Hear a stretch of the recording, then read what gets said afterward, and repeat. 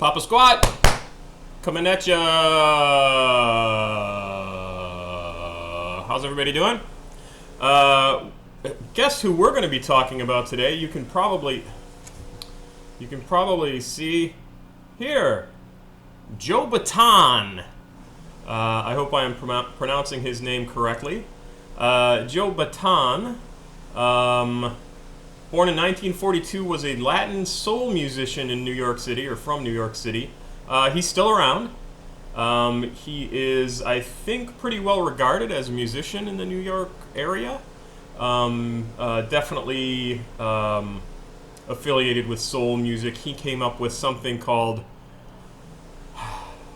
Soul. So it's like salsa and soul music together. Soul.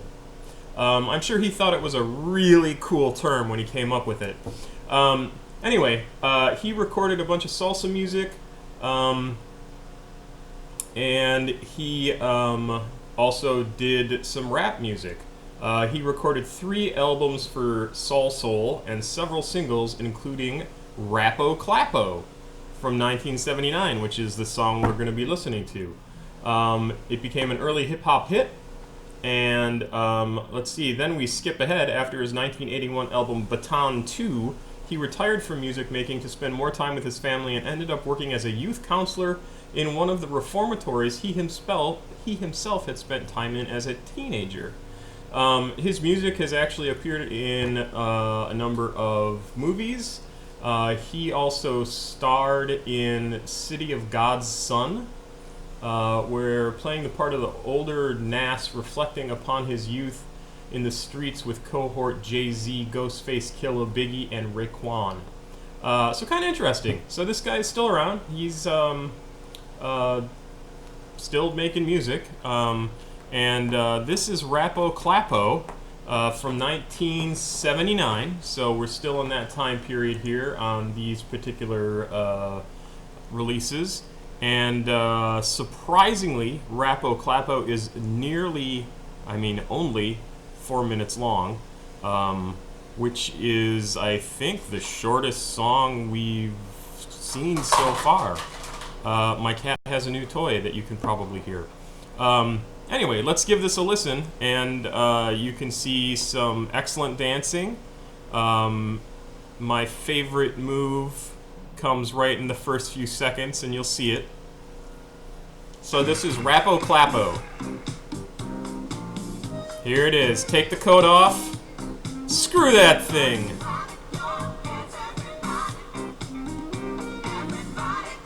Oh, and his shirt. I remember this. So in the 70s, iron-ons and custom t-shirts were like really popular, and it carried over into the 80s too.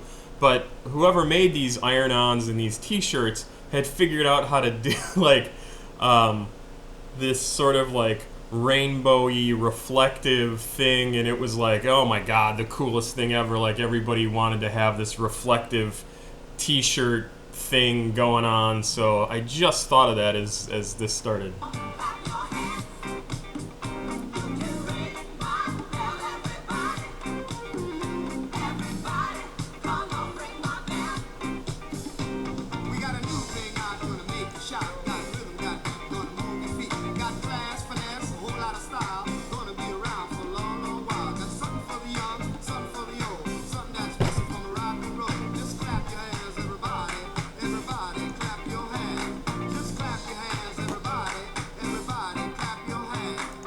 So I actually missed the fact that his shirt actually says Rappo Clappo. You'll also recognize everybody clap your hands, everybody. It's amazing how many of these early rap songs share so many different bits, call-outs, references to other songs that come after.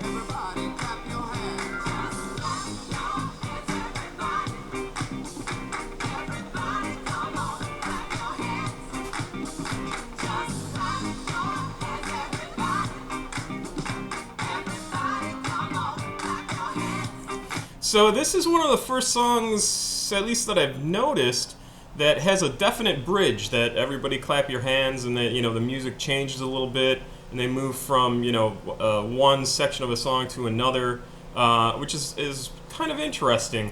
The other thing that I think is really interesting, and this is not just about rap music. One of the things I like about old music, and anything. Honestly, I would say anything pre-1980, whether you're talking country, rap, blues, bluegrass, disco, rock and roll, yeah, all those 6 types of music that I just named, and there's probably more, there's a point in the origins of each of those genres of music where they're confused with other types of music. So like bluegrass, country, rock and roll, and I don't know what else I'm trying to think of. Even R&B were all meshed up together, and then they each sort of found their place to develop into what I call modern country, which I personally despise because it's so samey and bad. But there's a point with like who's classic get out of here, Dropbox. Classic old singer. Patsy Cline. So Patsy Cline had great music, and it was country for sure, but it had twinges of other things that I'm gonna play this for you as we're in the midst of. Oh, I'm gonna ignore this ad. But it's interesting because things were kind of mixed up together. Here we go.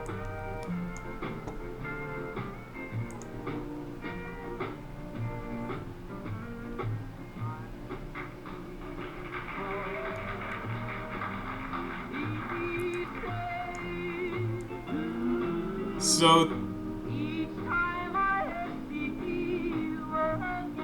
this is definitely considered country music, but that doesn't really feel anything like modern country music. Who's another good example of old country? No, that I don't want a song called Old Country. Oh my goodness. Yeah, here we go. Here we go.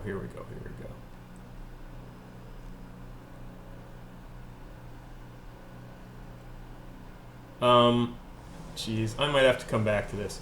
But anyway, so there's a point in old music where everything was kind of mixed up together. It didn't fit into one category, and then over time, the musicians kind of figured out exactly what it was that they wanted to sound like and what they didn't want to sound like.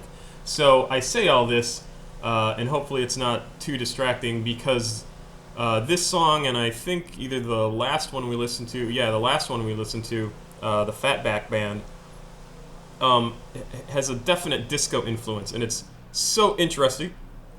So interesting to me that rap grew out of a time period where disco was popular, and it was entirely possible that disco could have overwhelmed rap music, and been the thing that people thought oh, this is why it's successful. It's not the rapping, it's the dancey music in the background.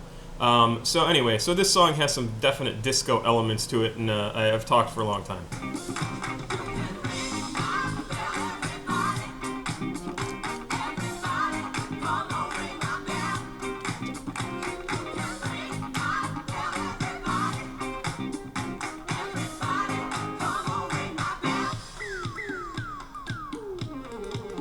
Joe Bataan, Rappo Clappo. I wonder how long he worked on those, like that title.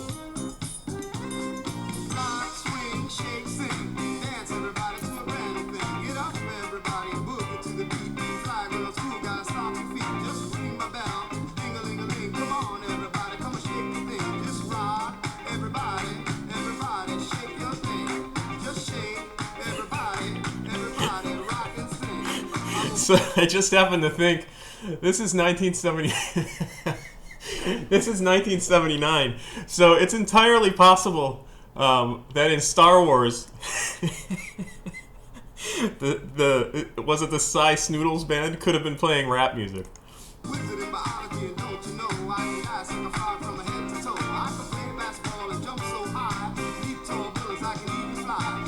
Another reference to Superman.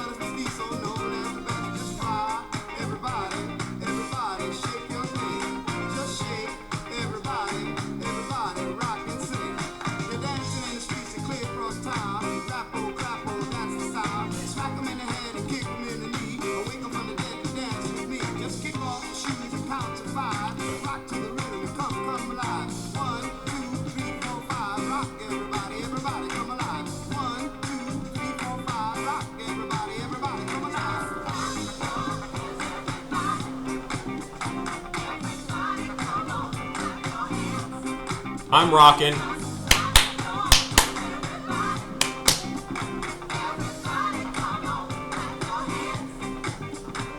Obviously, the song is coming to an end.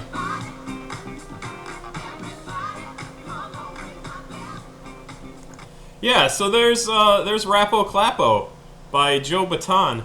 Another thing I find really interesting is it seems like a lot of the rappers who were making it relatively successfully doing rap were in their mid-30s. So at this point, he was born in 42, so he was 37 years old when this came out. We listened to Malcolm McLaren. He was 36, I think I figured out, when he did Buffalo Gals. Obviously, there have been younger people as well. Who was the woman we talked about the other day? But she was, she referred to 18 years experience, and so she was relatively young. And it's also interesting because I think as we move forward, we're going to see younger and younger people making it as rappers. So examples of that are going to be like Ice Cube, Curtis Blow, love Curtis Blow, LL Cool J, and a bunch of people like that. So it's I'm not sure the reason for it. My assumption is these are the older people they're established. They see something that the kids are doing. They have the resources to be able to go and get recorded and make a song and release it.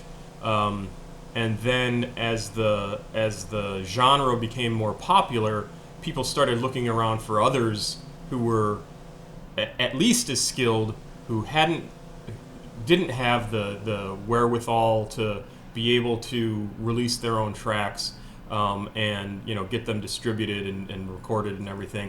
So pretty, I don't know, I find that interesting. So Joe Bataan, Rappo Clappo, decent song. It's probably not surprising we don't hear it too much anymore. I think it has a little bit too much of a disco influence, but it's not bad, and I hope you enjoyed that. Throw the jacket, just cover your head. Love that move. All right, pop a squat, yo.